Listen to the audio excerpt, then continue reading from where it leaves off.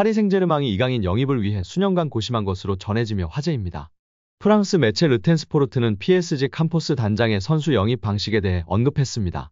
포르투갈 출신 캄포스 단장은 포르투갈 프리메이라 리가의 비센테 등 다양한 클럽의 감독을 맡았고 2012년에는 무리뉴 감독의 레알 마드리드에서 전술 분석가로 활약하기도 했습니다. 캄포스는 지난 2013년부터 2016년까지 모나코에서 단장으로 활약했고 이후 리를 거쳐 2022년 PSG 단장으로 부임했습니다. 르텐스포르트는 PSG의 지난 여름 이적 시장에서 주목할 영입 중 한 명인 이강인 영입을 위해 PSG는 2,200만 유로를 지출했다.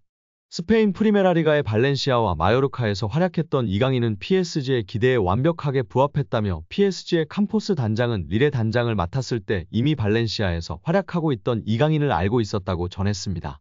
이 매체는 캄포스 단장은 지난 2019년 이강인을 지켜봤지만 당시에는 이강인에 대해 확신하지 못했다. 이후 4년 후 이강인은 PSG로 이적했다며 이강인 영입을 위해 고심을 거듭했던 캄포스 단장에 대해 언급했습니다. 피 단장 캄포스는 유망주 스카우팅으로 굉장히 유명한데요. 그가 점찍은 선수들은 모두 월클이 되기 때문에 그가 찍기만 하면 일단 몸값이 기하급수적으로 오르고 성공이 보장된다고 할 만큼 큰 신뢰를 얻고 있습니다. 캄포스 단장은 선수 은퇴 후 레알 마드리드에서 스카우트로 일했습니다. 2013년 모나코에 왔고 2016년까지 일했는데요. 선수 영입을 담당했는데 라다멜 팔카오, 주앙 무티뉴, 하메스 로드리게스 등 즉시 전력감부터 베르나르도 실바, 토마스 르마, 안토니 마르시알, 킬리안 음바페, 파비뉴 등을 영입했습니다. 이들은 모두 모나코 핵심이 됐고 2010년대 중반 모나코 중흥기 멤버로 활약했습니다. 모나코는 이때 리그앙을 넘어 UCL에서도 돌풍을 일으켰습니다. 열거한 선수들 모두 월클이 되었거나 월클급의 수준급 선수들이 되었습니다. 이런 여러 대박 상품을 배출해 명성을 높였습니다. 지난 2022년부터는 PSG 단장으로 활약 중인 상황입니다. 한편 스페인에서는 발렌시아에 대한 들끓는 비판이 끊이질 않고 있습니다. 스페인 언론 엘데스마르케는 이강인 영입을 위해 PSG는 2,200만 유로 약 313억 원을 지불했다. 발렌시아는 겨우 3.5%에 해당하는 77만 유로 약 11억 원을 받는다라며 연대기여금 형식으로 발렌시아에서 떨어지는 수입이 매우 적은 수준이라고 비판했습니다. 국제축구연맹은 구정에 따르면 선수 영입구단은 해당 선수가 만 12에서 23세 때 소속됐던 출신 학교와 팀의 연대기여금을 지급해야 하는데요.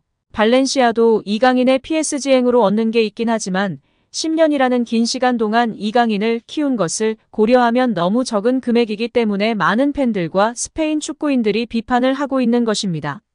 10년간 애지중지 키워놓고 막판에 신뢰하지 못하고 자유계약으로 마요르카에 넘기고 지금은 세계 최고 클럽 중 하나인 파리 생제르맹에 입단했기 때문입니다. 불과 몇 년 만에 말이죠. 스페인 매체의 충격 보도가 화제가 되고 있는데요. 파리 생제르맹이 벌써부터 공격진 개편을 준비하고 있다는 소식입니다. 스페인 매체 피차에스는 PSG는 기대에 미치지 못한 활약을 보여준 랑달 콜로 무아니와 곤살로 하무스를 올여름에 매각하는 것을 고려하고 있다라고 보도했습니다. PSG는 지난해 여름 이적 시장을 뜨겁게 달군 팀으로 꼽히는데요. 콜로 무아니, 하무스, 이강인, 우스망 덴벨레, 마누엘 우가르테 등을 연달아 영입하면서 대대적인 전력 보강에 성공했습니다. 천문학적인 이적료가 투입됐습니다. PSG는 지난 여름 이적 시장에서만 선수 영입을 위해 무려 2억 유로 약 2,875억 원을 지출한 것으로 집계됐습니다. 특히 공격진 영입에 무게를 뒀습니다.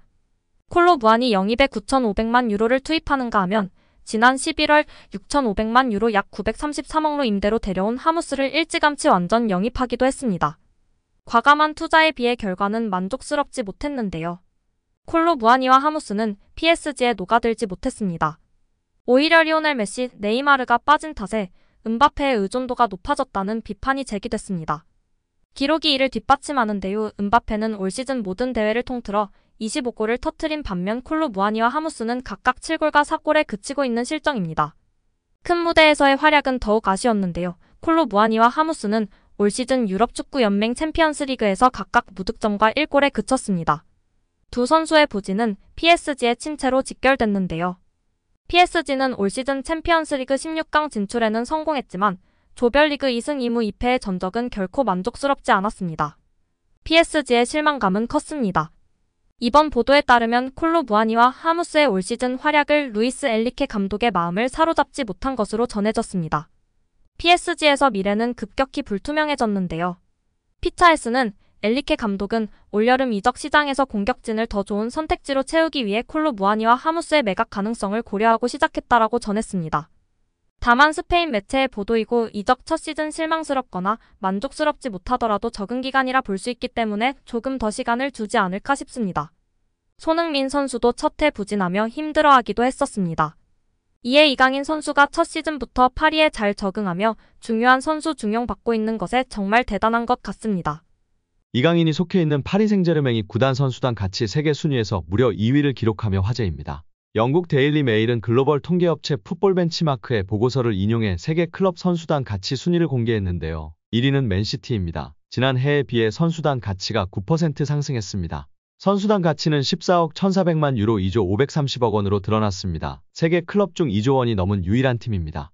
엘링 홀란드, 케빈 더 브라위너, 필 포든 등 세계 최고의 선수를 보유한데 이어 지난 여름 이적 시장에서 요슈코 그바르디올, 제레미 도쿠, 마테우스 누네스, 마테오 코바시치 등을 영입하며 선수단 가치를 높였습니다. 맨시티는 지난 여름 이적 시장에서 이적료로 총 2억 1,100만 파운드 약 3,570억 원을 썼습니다. 이어 공동 2위에 프랑스 거한 파리 생제르맹과 스페인 명가 레알 마드리드가 이름을 올렸습니다. PSG는 지난 여름 이적 시장에서 이강인을 비롯해 곤살로 하무스, 우스만 덴벨레, 마르코 아센시오, 리카 에르난데스 등 많은 선수들을 영입했습니다. PSG는 15% 상승했습니다. 레알 마드리드는 새로운 에이스로 등극한 주드 벨링엄 영입으로 대표할 수 있습니다.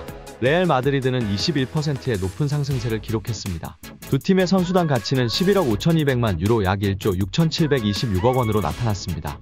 4위는 해리케인, 김민재 등을 영입하며 선수단 가치를 높인 바이에른 뮌헨이 차지했습니다. 바이에른 뮌헨의 가치는 10억 2,300만 유로 약 1조 4,853억 원이었습니다. 5위는 바르셀로나입니다. 10억 500만 유로 약 1조 4,591억 원의 가치를 보유한 것으로 드러났습니다. 전 세계 클럽 중 선수단 가치로 순위를 매겼고 그중 2위를 기록한 정말 빅클럽에서 인정받고 있는 우리 이강인 선수가 자랑스럽습니다. 최근 파리 생제르맹 소식통 PSG 토크는 이강인은 리오넬 메시와 네이마르를 대신해 새로운 마케팅 아이콘으로 떠올랐다고 조명했습니다. 이어 프랑스 매체 RMC 스포츠의 기자 다니엘 리올로가 이강인의 존재감에 대해 언급한 내용을 전했는데요. 리올로는 이강인은 히트작이다. 1년에 걸쳐 떠난 스타들의 손실을 보상했다며 메시와 네이마르가 떠나면서 생긴 마케팅 공백을 메웠다고 극찬했습니다.